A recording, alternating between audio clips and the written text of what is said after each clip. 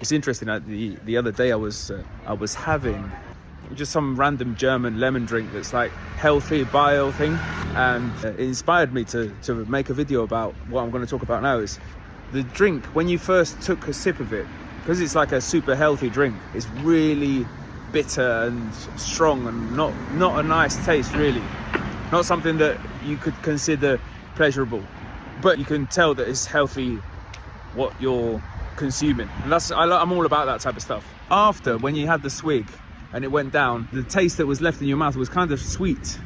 That's a really good idea, because even though it's not pleasurable in the moment, it's kind of a shock to the system to have a shot of that, because it's quite spicy, bitter, very strong, but also very healthy. But then when it goes down, the aftertaste that's left behind is kind of a sweet taste. They've obviously put a little bit of some sort of sweetener in there that lingers. That brought me to the concept of real people that are genuine. When you meet genuine people in the moment, a lot of the time it's not going to be sweet, it's going to be harsh or bitter. Real people, they'll tell you the truth to your face, and sometimes it's not nice to hear. They'll say some uncomfortable reality, or they won't shy away from an uncomfortable situation or not address the elephant in the room. They'll literally address the elephant in the room, for example. The opposite is applied with the fake people. Okay, so fake people, when you're with them, the interaction, they won't address the elephant in the room. They'll avoid the elephant in the room. They'll do everything to get away from the elephant in the room, the bitter taste. So they'll mask the bitter taste. They'll put sugar all over the bitter taste and make it all sweet and all very bad for you. So the first taste is very sweet and lovely, but afterwards it's not very good for you, is it? Whereas this type of drink, where it's, you know, a shock to the system to drink it, the same with real people. It's a bit of a shock to the system. They address the elephants in the room. They tell you what you don't want to hear and stuff like that. You know, they just come at you with the reality, boom, the truth, things that might even hurt your feelings, or even just things that are surprising that you wouldn't expect to be addressed. That's the beautiful thing about real people. They'll bring out things that not a lot of people are capable of bringing out in you, or topics that they talk about. They are kind of quirky or unique in that sense. Whereas the fake people, they just try and kind of fit into a mold, and that's getting kind of old, to be honest. For me it is anyway. I have less and less tolerance for people like that. But anyway, it's not that I've got anything against them or anything like that. I just don't, like, as soon as I can, I get away from them.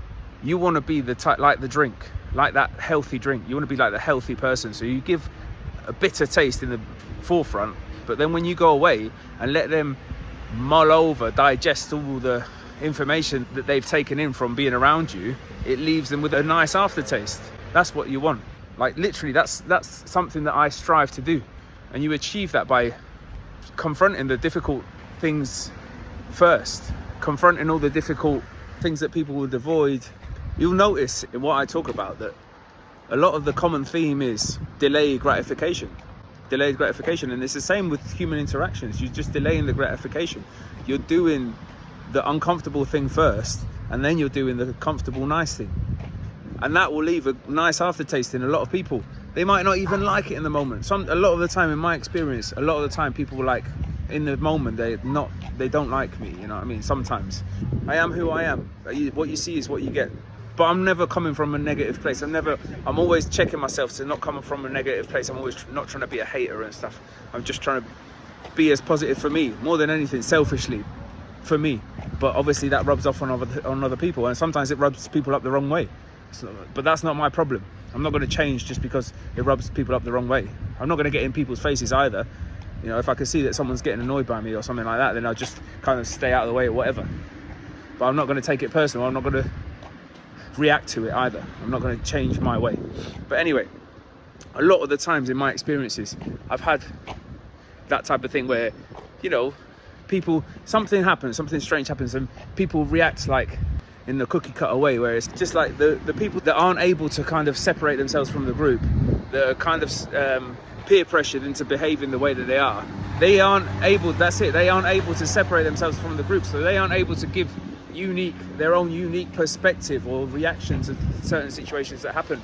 Whereas I do, because I don't care, you know, I'm just me, and if you like it then it's good, and if not then that's fine. But that's it. So I'll just be like that, and that's going to rub people up whatever way, good or bad.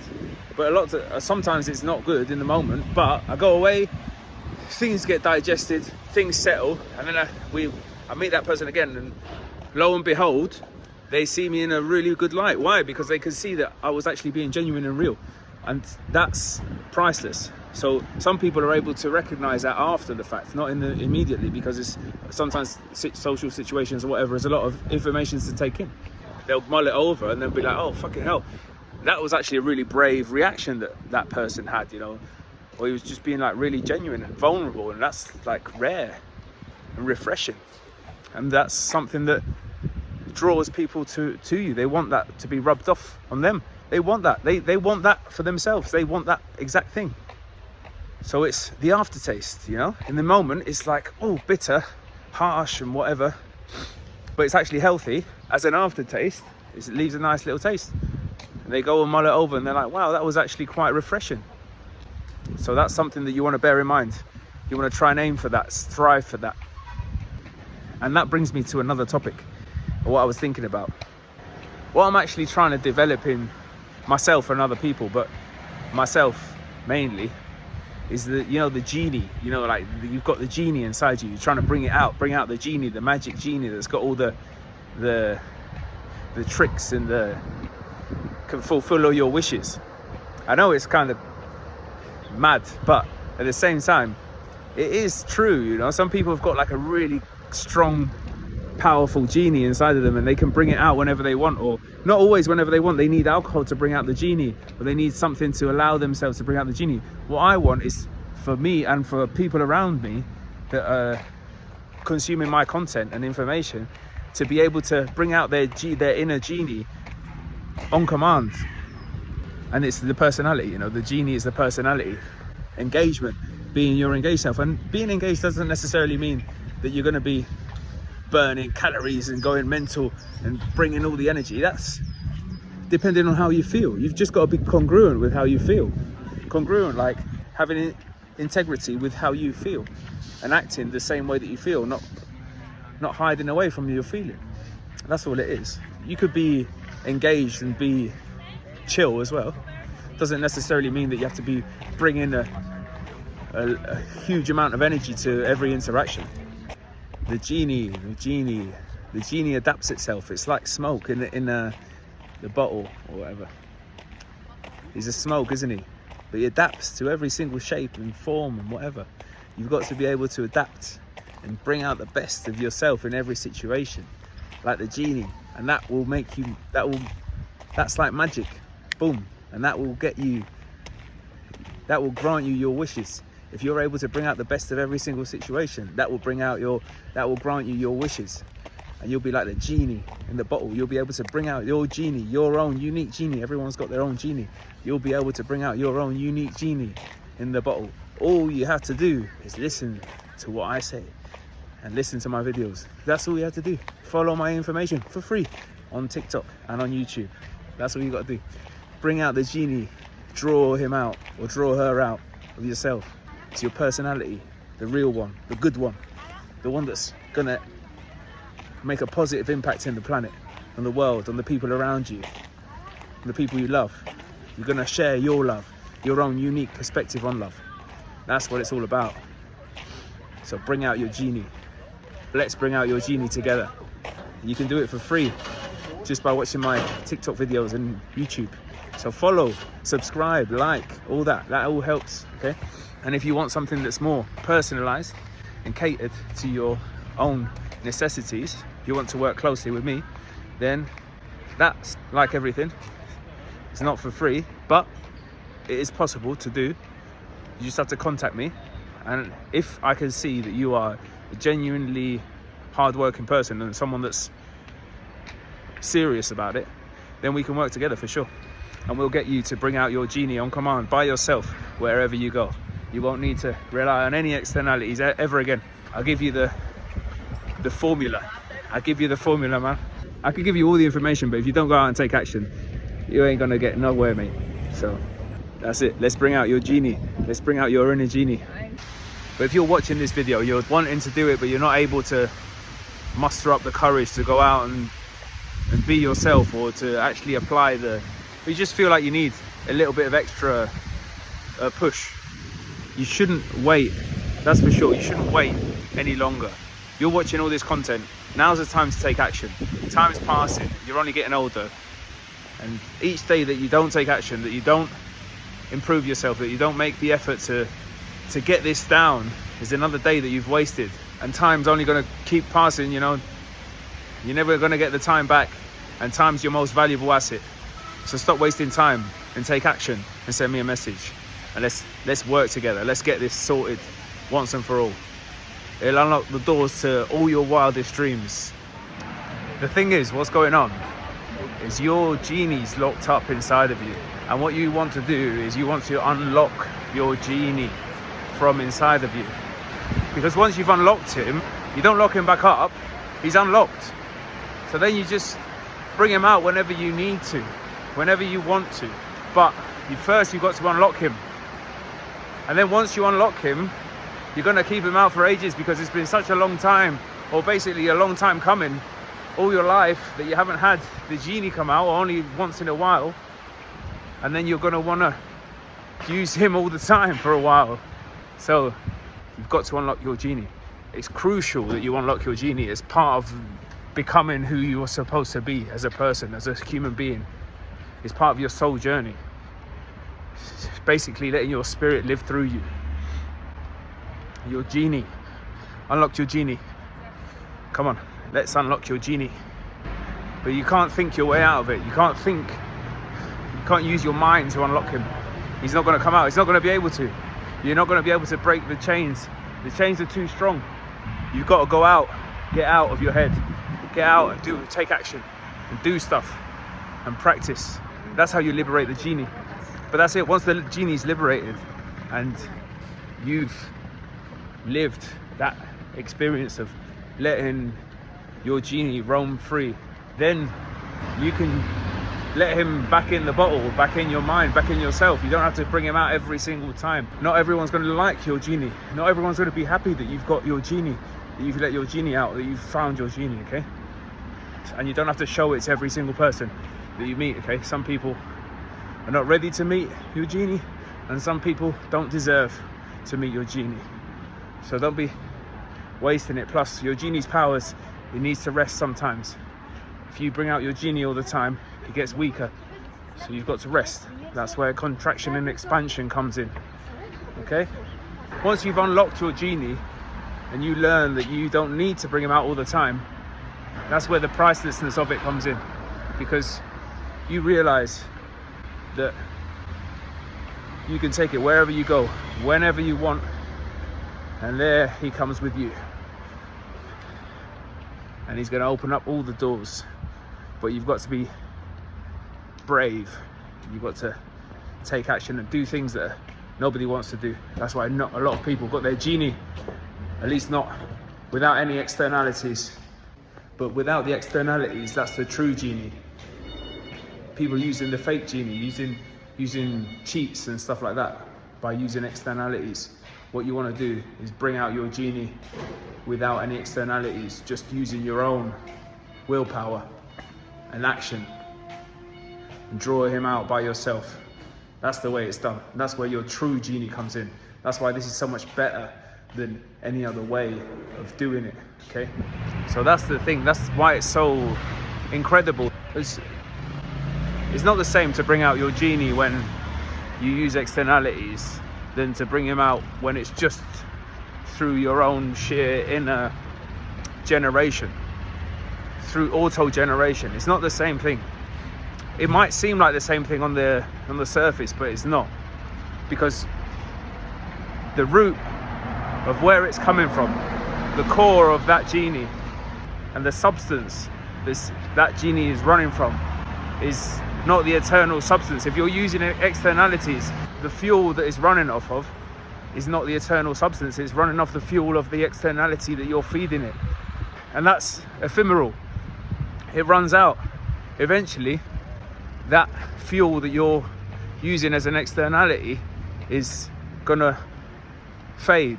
It's gonna run out. It's gonna expire. It's gonna get used up. And then you need to keep feeding it with the externality. So that's one negative side effect of using the externality to bring out your genie. Second, it's not the pure Genie. It's not the real Genie. It's not the real you. It's the externalized Genie that's then got your twist on it, but the core of it is the externalization, whatever you've used as fuel to bring him out, as the source, as a substance, so that it's going to be tainted in that substance. It's not going to be pure. It's not going to have the substance. It's not going to have the pure, unlimited life energy flowing through it. So it's not going to have that deep, true, profound impact. That's why it's invaluable, okay? This skill is invaluable. That's why I'm so passionate about it. That's why I'm trying to get other people to do it, because it's so good. It's so good. It's unbelievable. It's literally like being magic. When you bring out the real Genie, the true Genie, it's not tainted in any external substance, in any externality at all. It's pure. It's purely you. And there's nothing better than that. And there's nothing better than that for you or for the people that receive it or the other people around you. That's why my videos have been getting such positive recognition, because I've been bringing out my Genie to make them. And some people don't like it. I'm not here to please everyone either. It is what it is. No, you shouldn't be pleasing everyone. That's when you know you're fucking up, when everyone likes what you're doing. But that's it, that's what I'm saying. Not everyone's going to like that you bring out your Genie. Not everyone's going to like your Genie, but it's your Genie. And it's important that you bring him out, or her. It's important that you find the way to do it, not relying on any externalities, just through sheer auto-generation. It's like, I mean, you can consider it drawing state from within, but it's not quite the same, because you don't always have to be in state, full of energy. It's just having that side of you so locked in that it switches on at a whim. When you realise that you need to switch it on, and it will save you from danger. It'll open doors for you. It'll create pathways that you didn't think were possible for you. But it's important to develop the true Genie, not the surface level Genie that's tainted with whatever externality you choose to taint him with. You've got to have a clear, transparent Genie. And when you get this down, you're going to be so grateful. You're going to be so grateful to me and to everyone else that has helped you to reach your Genie. And I'll tell you another thing as well. Any kind of information that contradicts your goals, whatever you want to achieve, any kind of information that's not conducive to you reaching your goals, you want to reject any kind of information that's not aiding you towards your goals, because only you know what's inside of you. Nobody else can come and tell you what you are capable of. And you want to absorb all the information that is conducive, that is going to help you achieve your goals, that's going to help you unlock your Genie, your inner Genie. Obviously your Genie is going to be fueled by externalities. It needs to be. But make sure that the externalities are healthy, pure, good, natural externalities, like this quality information. Obviously it's an externality, isn't it? Don't let that paradox drive you mad. Like, oh no, I can't let my Genie depend on any externality, so I can't let external ideas affect my inner Genie. No, just make sure you're feeding him the good, natural externalities, the good externalities, the ones that are self-sufficient, that can be also aid that auto-generation, that are sustainable. Fruit, high vibrational foods, all that sort of stuff is good for you, okay? It's good for your inner Genie, and it needs that type of good source of things that are going to fuel your inner Genie in a positive way, in a good way. So those are the types of externalities. If you're going to focus on any externalities, then those are the ones that you want to focus on. Call the bullshit externalities and the unhealthy shit. You want to be as pure as possible. Caffeine as well. That's a good one, okay? Caffeine's a good one. Just don't overdose on that shit, don't go crazy. Just drink a good amount. Everyone's got different tolerances, so drink the amount that's good for you, that helps you. You know, you might go a little bit too far some days. Tone it back a bit, and you calibrate. Everyone's different. Everyone's got different tolerance levels. Some people can drink up to 1,000 or even more milligrams every day. Some people, that's a bit much. Not everyone's got the same caffeine tolerance. Some people have got more neurotransmitter sensitivity in that area. So yeah, just calibrate. Drink the right amount that works for you. Sometimes more, sometimes less, also depending on what kind of activities you get up to on those days. The healthy way of contracting is definitely going out for walks in nature. Another good thing about going out for walks in nature is you're fueling your genie with the positive vibes. You're filling yourself up with positive vibes, with nature's vibes. It's good for you. By being real, I don't mean snapping people out of their days or being mean, because some people use the excuse of being real to be mean to people. No, that's not what I'm saying. That's not what I'm saying. Being real is just being vulnerable sometimes, or being quiet, or giving a one-word answer. It could be anything. It's like I say, sometimes less is more. So bear that in mind when you catch yourself forcing yourself to make things harmonize when something's not quite right in the situation or in the scenario. Catch yourself and kind of relax into who you really are. Don't escape the emotions, don't escape the uncomfortable reality of the situation, and be willing to be vulnerable when things get real and when things are uncomfortable and stuff like that. If you're able to just be vulnerable and be who you are, it's refreshing and it's rare, because not a lot of people are able to do it. Not a lot of people have the calibration, the behavioral calibration to understand that you shouldn't always force the comfortable situation. You shouldn't always force the immediate gratification, basically, of taking the tension out of the dynamic. You should sometimes just sit with the tension. Yeah, you should sometimes just sit with the tension. Sit back into the tension, into the uncomfortable situation. Lean into it. That's what not a lot of people are able to do. And that's what's going to make you stand out over other people, to those people, even though it might seem weird, awkward, uncomfortable in the moment, and it would be.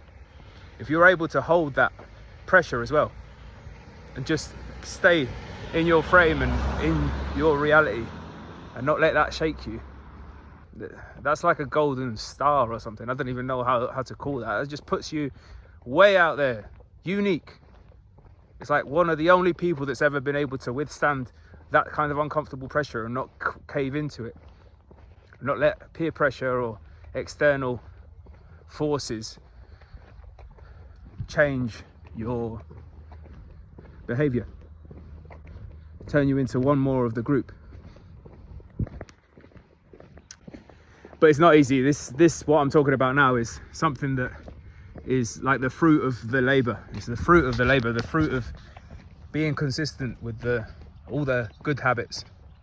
Eventually you become mentally sharp and acute to the cues, and you're in touch with yourself, so you understand if you're feeling a little bit awkward or uncomfortable, the other person's going to be feeling awkward or uncomfortable as well. And if you're trying to sugarcoat it, it's only going to make things worse. What you really want to do is just accept it, embrace it. That's what you want to do. Hey y'all. Hey y'all. That's a big boy right there, look. Size of it. Hey yo, mate. You just want to embrace the uncomfortable situation. Not gonna lie, my heart skipped a beat there. Fucking hell, the size of that fucking dog. And that's it. You're able to make an uncomfortable situation comfortable without doing any kind of clown dancing or or forcing anything. That's a super rare quality there, and people are going to value you just for that ability, aside from all the other things that you're stacking in your favor. You just can't lose, you know. You put yourself in a position where you can't lose. The only way you're going to lose is by having people be jealous of you, which is a shame, really, but it's just part of how human nature is. If you're not able to, I don't know, I don't get jealous of people, you know. Really, not really, no. I'm more focused on my own thing. So I think when people get jealous or are envious, I envy maybe sometimes. I do might get a tinge of envy of some people, but more than anything, it's a good kind of envy. You know, like I end up just thinking that's what I'd like for myself and get a little bit of inspiration from it. I don't let it turn me into a negative person, and I always wish them the best, and I'm super happy for anyone that does well, anyone that gets wins in for themselves. I think when people get jealous or the negative kind of envy, I think that stems a little bit from them not having any kind of goals or any kind of worthy goals, anything worth snapping them out of the negative mindset. Because if you've got anything that's worth working towards, you understand for yourself, that you can't afford to have a negative mindset. You've got to stay positive just for yourself to push through the grind and the hard times. So you just haven't even got time for anyone else's negative shit. So you can't, like, in that sense, that's how I can backwards rationalize that whoever's being negative towards me, it's like, okay, well, you're not actually getting anything done, are you? Because if you was, you wouldn't have time to come out of your own positive momentum and put upward spiral and then focus on what someone else is doing, and then go out of your way to shoot some negative energy out in that direction. It just goes to show that you obviously haven't got much going on, isn't it? Let's just keep it real, you know, let's just be honest here. If you were busy and happy with what you're doing and had like a worthy goal in your mind that you thought was a worthy goal, you wouldn't have that negative attitude in the first place. You'd be happy. And you'd be happy to see other people that are striving to do whatever they want to do. But if that makes you feel uncomfortable, maybe it's highlighting something inside of you that you're lacking, that you're not willing to face, or that you haven't faced, or it's a weakness that's being highlighted in you. All you have to do is face it and snap yourself out of the negative vibe. But some people are like that. No, I'm not being negative, I'm being realistic. How are you being realistic though? You're not willing to look at your own flaws. You're just going outside of yourself and searching for other people's flaws. It's like the saying in the Bible. I can't remember who it was that was the one that was responsible for this quote, but it's something like, I can't remember if it was Adam or Abraham or something. I'm pretty sure it starts with A. Maybe if you see this and you know what it was or who it was, if you could just comment it, that would be great. I'd appreciate that a lot. God says to, or the person that makes the quote says, okay, so it's God who's making the quote, and he says, you complain about the splinter in someone else's eye when you've got a splinter in your own eye, you hypocrite. That's it. Before you judge someone else, you should look at your own flaws. Don't you think? I think that's a really good one. I think that's amazing. That's unbelievable, really. That's so wise. And that's from the Bible times, thousands of years ago. That's so wise. But that's it. So the people coming out here, you know, and throwing out all this negative energy and then hiding behind the mask of it being real and honest or whatever, you know, objective.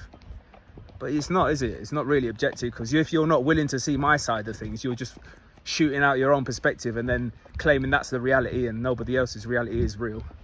Then how is that really real? Because reality's got multiple perspectives, isn't it? It's like a pyramid. You can see it from multiple different perspectives, up, down, sides.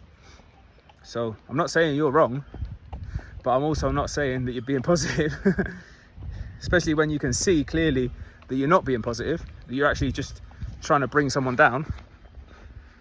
So there you go. That's a message for the haters, man, for the ones that are not willing to accept that you're just being a negative piece of crap. Okay, snap out of it. Get out of the house. Get out of your house, man. Snap out of the lazy, dull, negative energy that you've got inside of you. All you have to do is wave it away and think of things that you want to do for yourself with your own life. Stop focusing on the splinter in other people's eyes. Search for the splinter in your own eye.